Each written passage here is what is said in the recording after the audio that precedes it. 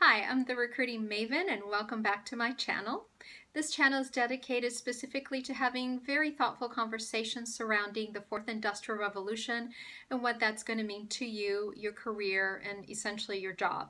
Something that I always get asked, is a robot going to take over your job? And the answer to that is absolutely, it is. It's not an if, it's a when.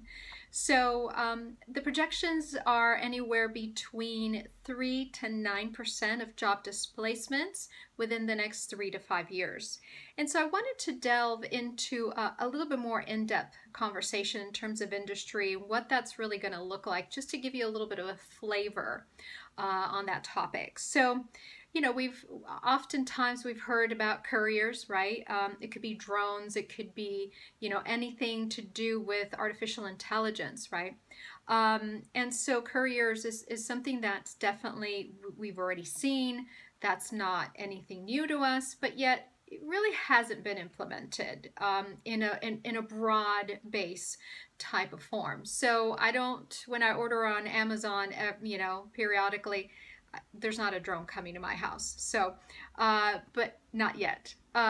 Definitely will be, and Amazon is not the only one that will have that form of delivery, of course. And we know that, and we sort of take it as, yeah, and very nonchalant. Sure, it's, you know, it's happening, but really hasn't happened on a daily basis. So just be mindful of that. Those courier service, those people who are in that industry will lose their jobs. In addition to that, we always think, well, self-driving cars, right? But also on the commercial side, and I don't think, again, that discussion is being had. So bus drivers, whether it's, you know, the type of buses that you see every day, transporting people back and forth, you know, commuters essentially, but also children, you know, there's that aspect of that commercial driving, and there's also truck drivers. So when we think about driving and transportation, we have to take it to a completely different level. And of course, there's trains that already, you know, go on automatic, and there's just, you know, a conductor there nowadays to just kind of oversee and make sure that things are going okay. And we don't think about those things very in depth until all of a sudden you do take, maybe your car is broken down and you can't get a ride, and you know, you do call an Uber and it's a self-driving Uber, but then maybe it's you know, it's a mass transit bus in your city, and all of a sudden there's no driver. So that's the kind of impact I'm talking about. In terms of cashier, now, and I did write some notes because I want to make sure I'm staying on point. Amazon Go. So we think about cashiers as something, or a person that's very essential, because, you know, it's that human touch, somebody scanning our products when we're going, you know, the supermarket to, you know, anywhere and everywhere, right? But Amazon Go is, you know, it's a, you know, on your phone you have an app, and you essentially turn it on when you enter the store. It is an Amazon store. And then what happens is you just literally pick whatever item on the shelf, and as you exit the door, it just charges your account via your phone.